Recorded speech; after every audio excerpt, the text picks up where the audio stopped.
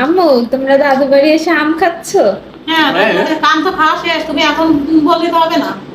আম শেষে গেল না ঢাকা শহরে যে সময় তুমি ছিলাম, আমরা যে সময় ছিলাম সেই সময় আমরা ফরমালিন যুক্ত হলো তোমার আম খেতাম। আর দাদু বাসায় এসে এত সুন্দর মানে অথেন্টিক একটা ফরমালিন মুক্ত একটা আম খাচ্ছি, ঠিক আছে? আমার এটা কিন্তু একটা স্বাদই অন্যরকম, তাই না? আর এটা কোনো ফরমালিন ছাড়া তো, হ্যাঁ, এজন্য এটা খুব ভালো লাগছে। মিষ্টি, বুঝছো? আমাকে না দিয়ে তোমরা সব শেষ করে তুমি দিছো। তো খাইছো একটু আগে। কখন খেয়েছি? আমি তো আম কত বড় করে আয় করছি, তুমি সেই ভিডিওটা করে দিছো। হুম, এটা কিন্তু ঠিক হয়নি রোজিয়া। আমি বলতে চাচ্ছি সেটা না, দেখো মামা, এটা পেঁপের মতন না, হ্যাঁ? হ্যাঁ হ্যাঁ, এটা ভিতর বেশি থেকে পেকে গেছে। না, ভিতর থেকে একদম আলাদা হয়ে যাচ্ছে। মিষ্টি নাকি টক? অসম্ভব মিষ্টি, মিষ্টি, অসম্ভব মানে মিষ্টি, খুবই ভালো। অসম্ভব। বুঝতে পারছো তুমি আমের লোক এদিকে দেখো, এই আমটা অসম্ভব মিষ্টি। আর এটা হচ্ছে এটা আমার শ্বশুর বাড়ি।